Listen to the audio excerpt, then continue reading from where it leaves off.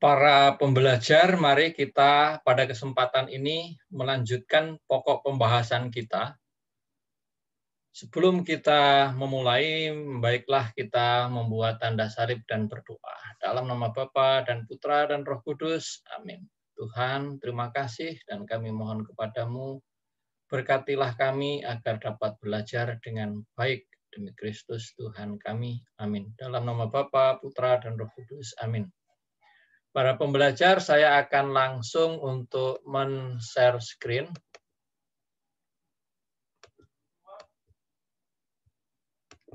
Pada kesempatan ini kita akan memperdalam topik dialog antar agama dan kepercayaan.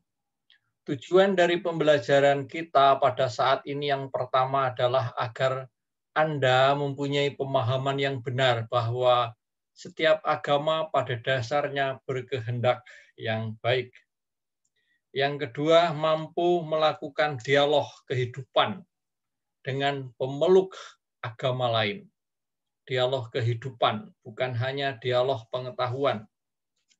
Yang ketiga, mampu menghormati orang lain yang beragama berbeda. Dan yang keempat, terus bekerja sama dengan pemeluk agama lain untuk membangun kehidupan yang lebih baik.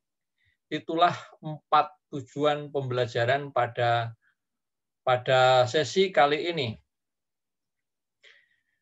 Bicara mengenai dialog antar agama dan kepercayaan, gereja kita pada saat Konsili Vatikan kedua tahun 62 sampai 65 menghasilkan salah satu dokumen atau dekretnya, yaitu Nostra Aetate.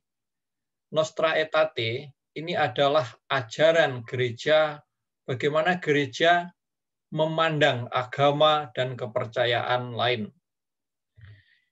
Nah, di dalam dokumen ini ada 2 dekret. Dekret yang pertama adalah Dignitatis Humanae atau martabat pribadi manusia. Pernyataan gereja tentang kebebasan beragama. Lalu yang kedua, itu adalah artikel yang kedua tentang Nostra Aetate, yaitu pada zaman sekarang, arti Nostra Aetate itu zaman sekarang. Pernyataan tentang hubungan gereja dengan agama-agama yang bukan Kristiani. Para pembelajar bisa memperdalam topik ini dan Anda bisa mendownload di internet terkait dengan dokumen ini. Sangat menarik. Di dalam dokumen ini, Nostra Aetate ini isinya bagaimana gereja memandang, bagaimana gereja berhubungan, berdialog dengan agama-agama yang bukan Kristiani. Di dalamnya pertama saya hanya mengambil beberapa poin saja, Anda bisa memperdalam lebih lanjut. Poin pertama di dalamnya, gereja Katolik tidak menolak apapun yang dalam agama-agama itu serba benar dan suci. Artinya apa? Artinya bahwa dogma, ajaran agama-agama yang ada di dalam agama bukan Kristiani, yang mereka yakini, mereka imani itu benar dan suci, gereja Katolik tidak menolak itu. Artinya apa? Gereja tidak masuk di dalam ajaran agama-agama lain terkait dengan kebenarannya. Yang kedua, gereja mendorong para putranya, yaitu kita, supaya dengan bijaksana dan penuh kasih melalui dialog dan kerjasama dengan para penganut agama lain, sambil memberikan kesaksian tentang iman serta peri hidup Kristiani. Pada poin kedua ini, dekret tersebut mengamanatkan kepada kita semua agar dengan bijaksana dan penuh kasih melakukan dialog sekaligus kerjasama, tapi sambil memberikan kesaksian tentang iman serta peri kehidupan Kristiani. Dan yang ketiga, persaudaraan semesta tanpa diskriminasi, tanpa ada pembedaan. Nah, kita bisa lihat pada tahun 2019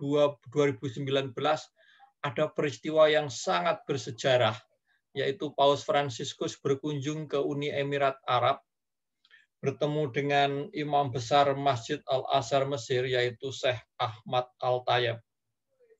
peristiwa ini membuat para pemeluk agama-agama lain melakukan sebuah refleksi bagaimana kerjasama, bagaimana menghormati, menghargai agama-agama yang bukan, yang berbeda dengan dirinya.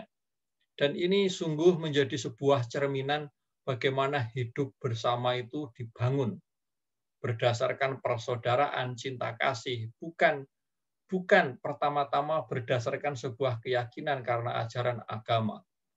Nah, saya harapkan Anda memperdalam, membaca artikel terkait dengan peristiwa ini, karena peristiwa ini akhirnya menghasilkan sebuah penandatanganan deklarasi Abu Dhabi yang isinya bahwa menyatakan pendapat para pemimpin agama di seluruh dunia itu untuk menghentikan penggunaan agama bagi ujaran kebencian, kekerasan, fanatisme, dan ekstremisme.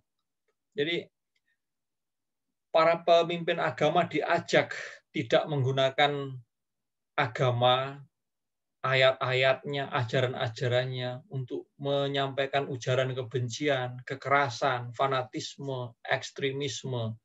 Maka teroris itu dianggap sebagai sebuah peristiwa yang dilakukan oleh individu, yang dilakukan oleh oknum, bukan oleh agama. Ini penting. Nah, setelah peristiwa itu, ini pengurus GP Gerakan Pemuda Ansor PBNU bertemu dengan Paus Fransiskus di Vatikan, dan pada kesempatan itu GB Ansor mendukung dokumen Human Fraternity for World Peace and Living Together yang dikampanyekan Paus Fransiskus dan Syekh Al-Azhar tersebut. Artinya memang pertemuan Paus Fransiskus dengan Imam Besar Al-Azhar Mesir itu berdampak luar biasa bagi para pemimpin kelompok-kelompok ormas agama di seluruh dunia. Sebuah pertanyaan refleksi, kenapa masih ada diskriminasi terhadap pemeluk agama Kristen? Masih ada diskriminasi, perbedaan-pembedaan. Kita masih melihat larangan-larangan mendirikan tempat ibadah walaupun itu sudah memenuhi syarat-syarat perundangan, persyaratan-persyaratan yang diminta. Pertanyaannya ada dua yang bisa Anda refleksikan lebih mendalam. Adakah cara hidup orang Kristen yang harus diubah? Sebuah pertanyaan refleksi, apakah ada cara hidup orang Kristen yang harus dirubah? Karena cara hidup itu menimbulkan kecemburuan sosial. Atau adakah ajaran yang salah dari agama orang yang tidak toleran kepada penganut Kristen? Oke. Dua hal ini mari kita diskusikan pada saat ini. Dan sebagai penutup dari pertemuan ini, saya minta Anda melakukan refleksi lanjutan, yaitu tonton video sampai selesai. Lalu silakan Anda menulis komentar pada kolom komen. Yang harus Anda tulis adalah menjawab pertanyaan ini. Apa sih yang menghalangi dialog dengan agama lain? Apa sesungguhnya? Coba Anda sharingkan, Anda jelaskan. Anda jelaskan. Sehingga banyak orang bisa belajar dari komentar Anda. Itu saja. Semoga